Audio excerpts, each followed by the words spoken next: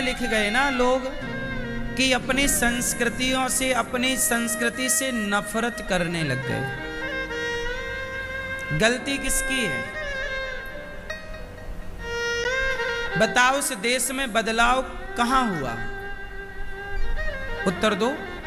ऐसा कैसे हो गया कि तुम्हारे हजारों पीढ़ी गाय को माता मानती चली आई और तुम्हारे आज के टपोरी बच्चे गाय को जानवर कहने लग गए?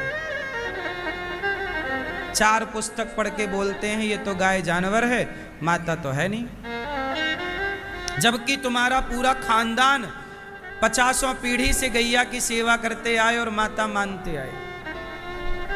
ऐसा कैसे हो गया जरा बताओ? जानते हो क्यों हुआ? क्योंकि जब हमारे देश में मुगल आए और उसके बाद अंग्रेज आए तो अंग्रेजों ने क्या किया? अच्छा, मुगलों के टाइम पर भी हमारे देश में नुकसान हुआ, पर मुगलों से हम लोगों को इतना नुकसान नहीं हुआ जितना नुकसान अंग्रेजों से हुआ। अंग्रेजों ने क्या किया? अंग्रेजों ने सारे गुरुकुल उजाड़ दिए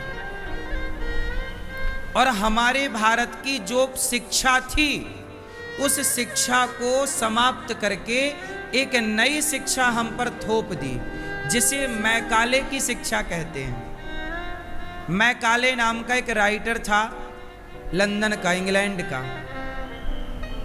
क्या नाम था? मैकाले।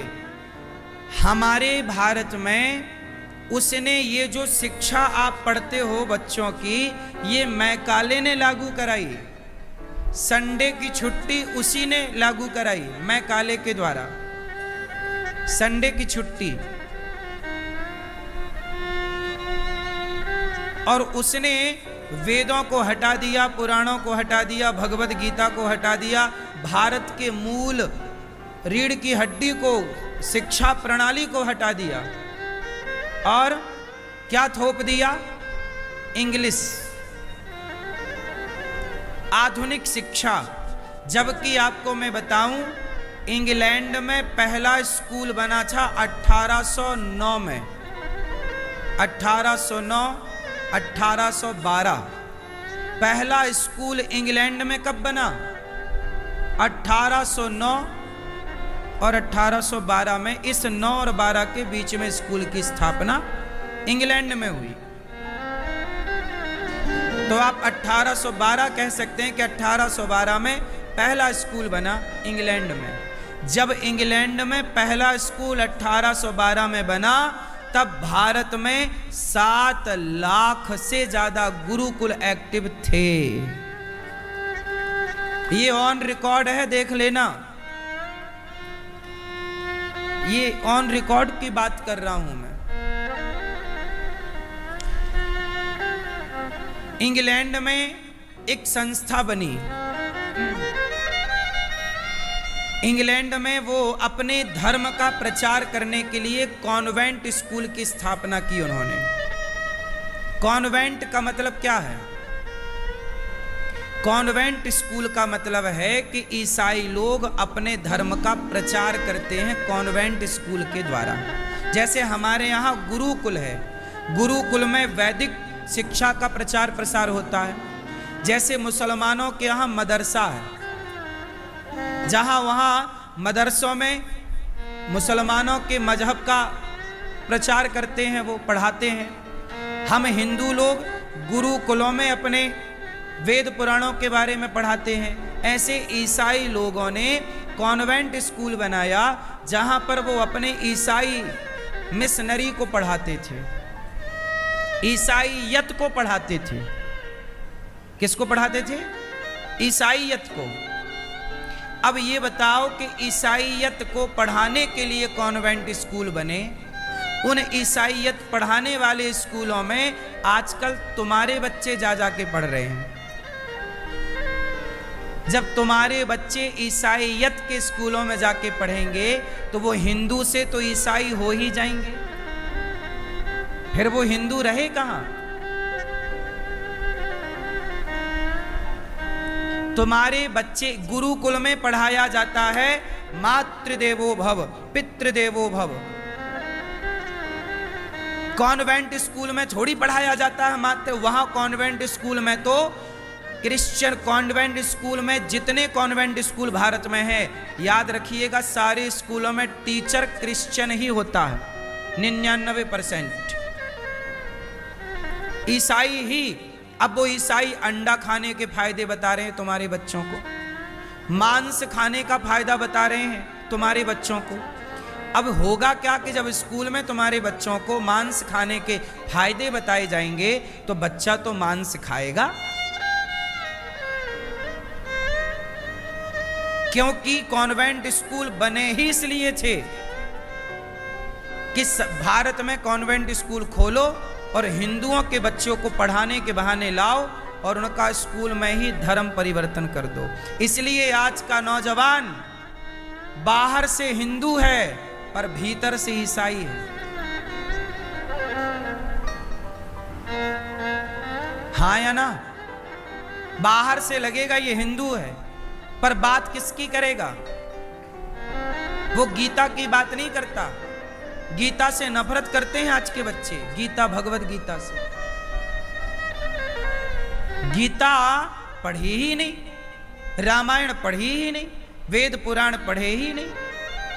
माँ बाप के, हमारे यहां माँ बाप को भगवान माना जाता है,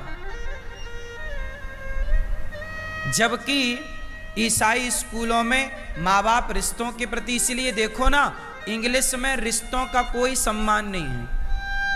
किसी भी इंग्लिश देश में जाइए, कोई भी इंग्लिश देश अपने माँ के पांव धो के नहीं पीता।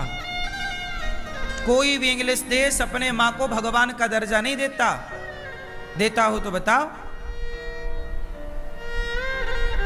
देता है? बाप को भगवान का दर्जा देता है? इंग्लिश देशों में मैया क्या होता है सुनो, लड़की 18 साल की होती है और लड़का 18 साल का होता है तो वो अपने माँ बाप को छोड़ के आजाद हो जाते, जहां मन करे वहां जाओ। आज इसके संग लिव इन, वहां लिव इन चलता है, लिव इन। वहां शादी वादी नहीं करता कोई। आज इस लड़की के संग, कल उस लड़की के संग, परसों, ये वहां का कल्चर है। मैं लंदन गया, वहां सब देख के आया। वहां की जो परंपराएं हैं, वहां कोई शादी नहीं करता, शादी करते नहीं, और एक जिंदगी में उनकी 5-6 पत्नी तो हो ही जाती हैं। और स्त्रियों के भी 50-80 साल का बुढ़ा मर गया तो वो दूसरा बॉयफ्रेंड ढूंढ के ले आती है। विदेशों की नारियां कभी विधवा नहीं होती। विदेशों की स्त्रियां कभी विधवा नहीं होती। क्यों? क्योंकि वहां एक मर जाए तो दूसरा जिंदाबाद है। विधवा तो अपने भारत की स्त्रियां होती हैं कि एक मर जाए तो उसकी विधवा रहकर जिंदगी गुजार लेंगी, पर पराये पुरुष के बारे में, पराये पुरुष की तरफ देखेंगी नहीं, सोचेंगी नहीं। ये परंपरा भारत की है केवल। अब आज की लड़कियां, लड़के कॉन्वेंट स्कूल में पढ़ते हैं, इसलिए 18 साल के होने के बाद आज भारत में तो लंदन से ज्यादा लिव इन चल रहा है।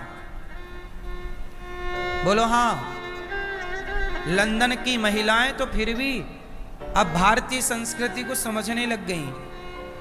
आज देख लीजिए वृंदावन में कितने अंग्रेज आते हैं, उनकी महिलाएं तिलक लगाती हैं, उनकी महिलाएं गीता पढ़ती हैं, उनके बच्चे धोती पहनते हैं और कंठी तुलसी माला पहनते और भगवान का नाम जपते हैं, अंग्रेज लोग। और हिंदुओं को देख लो, तुम्हें तिलक लगाने में शर्म आ रही है, तुम्हें तुलसी की माला पहनने में शर्म आ रही है, तुम्हें बच्चों को गीता पुराण, गीता भागवत, रामचरितमानस पढ़ाने में शर्म आ रही है, मुसलमान को टोपी लगाने में कोई शर्म नहीं है, तुम्हें अपनी संस्कृति का पालन करने में शर्म आती है। गुड मॉर्निंग, गुड आफ्टरनून तो बड़े गर्व से बोलते हो, पर राधे राधे, जय श्री मन्नारायण, जय श्री कृष्णा बोलने में शर्म आती है भारत के लोगों को। अरे ये क्या तुम ले आए पुरानी बातें। जब आप लोग अपनी संस्कृति का सम्मान नहीं करोगे तो आपकी संस्कृति का सम्मान पाकिस्तान करेगा क्या?